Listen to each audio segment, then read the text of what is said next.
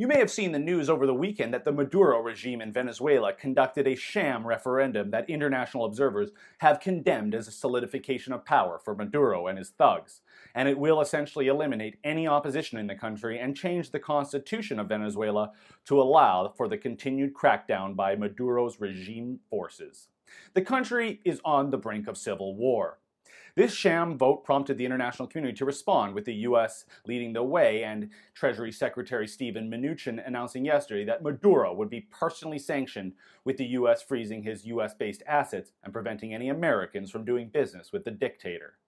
And while some anticipated the sanctions may also include the U.S. targeting the Venezuelan oil industry, Secretary Mnuchin did concede that they will continue to review all options when it comes to oil-related sanctions. As for Canada, well, given our Prime Minister has admiration for dictatorships, basic or otherwise, one has to wonder what Justin Trudeau really thinks of all this. I mean, the Maduro regime and the remnants of the Chavez regime are very closely connected to the Castros over in Cuba, so I do wonder if, like many left-wingers in Canada, and certainly within the ranks of the NDP, whether our Prime Minister has, well, maybe not admiration, but certainly sympathy for the socialist ideal Chavez once laid out for the country of Venezuela.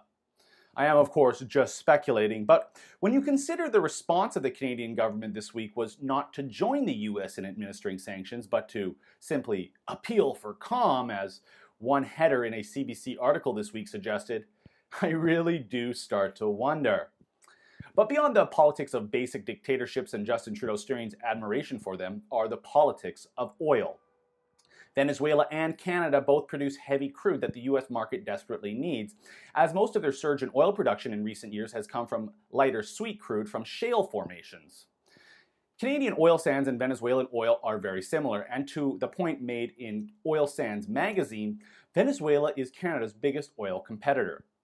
So it is absolutely shocking that the Canadian government and Finance Minister Bill Morneau are not joining our U.S. allies in sanctioning the Maduro regime, and even pressuring the Trump administration to take steps to sanction the Venezuelan oil industry, as Canada could easily replace some, if not all, the 291 million barrels of oil the U.S. imports from Venezuela each year. In fact, that is the very point of the Keystone XL pipeline, to allow ethical Canadian oil from Alberta to head to U.S. refineries in Texas instead of the conflict blood oil from OPEC dictatorships like Venezuela. But that would require Justin Trudeau and his government to actually share common interests in energy with the U.S. Trudeau and the Liberals are too anti-Trump, too anti-oil, and too anti-Alberta to do that, though. Remember, he told Rolling Stone magazine in that recent fluff piece that he was still committed to ending the Canadian oil industry. This idea of offsetting Venezuelan heavy crude with Canadian heavy crude was also brought up in the Financial Post in an article by Jeffrey Morgan this week, suggesting sanctions against Venezuela will not only boost global oil prices north of $50 a barrel, but also help Western Canadian select prices. That is the regional price of Canadian heavy crude that is discounted, as we only sell it to the US market currently. Canada needs to stop being so reactionary when it comes to our government and the sovereignty of our oil and gas industry. That is why we should take advantage of this opportunity to replace Venezuelan oil with Canadian oil. After all, it was back in 2010 that Citgo, a Venezuelan-owned but US-based oil company, tried to intervene in the National Energy Board review of the now dead Northern Gateway pipeline. The Harper government at the time did the smart move and restricted those who could intervene. Of course, the Liberals were outraged and demanded everyone and anyone be heard from for that project.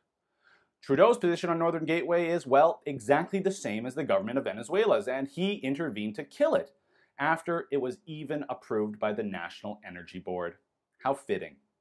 Look, one thing is clear, this Liberal government has no interest in taking advantage of the pro-business, pro-oil and gas, pro-industry policies of the Trump administration, and how we could easily join the US in becoming an energy-dominant market and make North America overall, not OPEC, the foremost provider of crude oil and natural gas for the world. But with a Prime Minister more concerned with pride parades, selfies, and marijuana legalization, I know, I am already asking way too much. For the Rebel.Media, I'm Christopher Wilson. Thanks so much for watching. I know I've made this plea a number of times over the past weeks, but we have 6 days left at spearkids.com. Will you help us hit that magical $250,000 mark? We have just under $20,000 to go. Will you chip in $100? Spearkids.com. Let's right this wrong.